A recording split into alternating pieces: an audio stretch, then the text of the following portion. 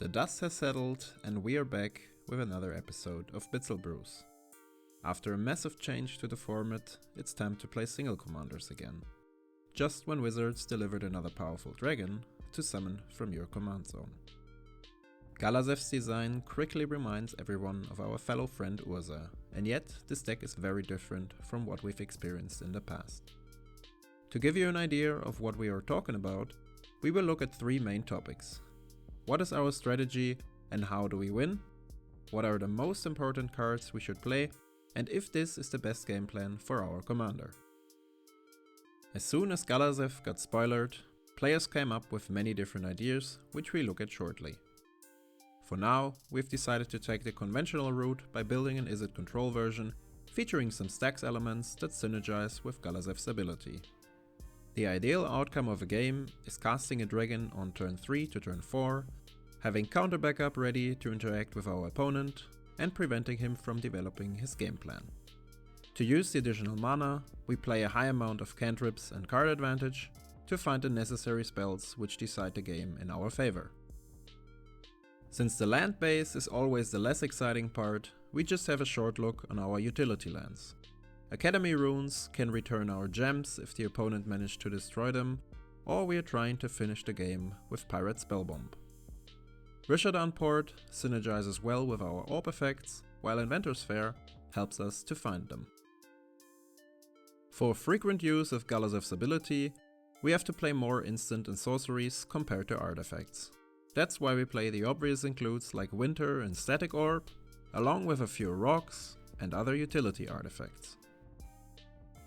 To help our dragon sticking to the board, we have to play a good amount of counterspells. Against aggressive matchups, we included board wipes, if Flame Slash and Abrade are not enough to deal with threats.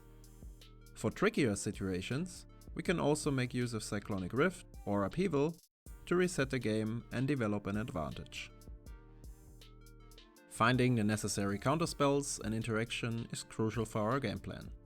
That's why we included a lot of cantrips, as well as high CMC card draw spells like Drawn from Dreams or Fact or Fiction. Thanks to Galazeth, mana isn't a problem. Playing the most efficient tutors for our little artifact toolbox supports our stacks plan in various ways and helps us to finish a game from a different angle of attack. As mentioned earlier, the community is pretty hyped for that new type of Urza magic. So are we. The question is, which version is the most successful? To find an answer, let's look into other ways of building Galazeth.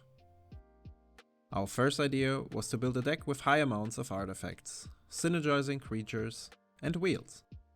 Playing your hand as fast as possible to wheel into more cards with a more but not certainly better developed board sounds great, doesn't it? Sadly, there are a few problems, which are not enough wheels for a consistent play pattern, a worse average card quality, and no real win condition apart from combos like Paint or Grindstone. Playing too many artifacts also results in less usage of Galazeth's ability, which seemed not to be the right way. Why else would you like to play that shiny Drake? Moving over to a more controlish game plan, we thought of including Underworld Breach. Who does not love to play that combo?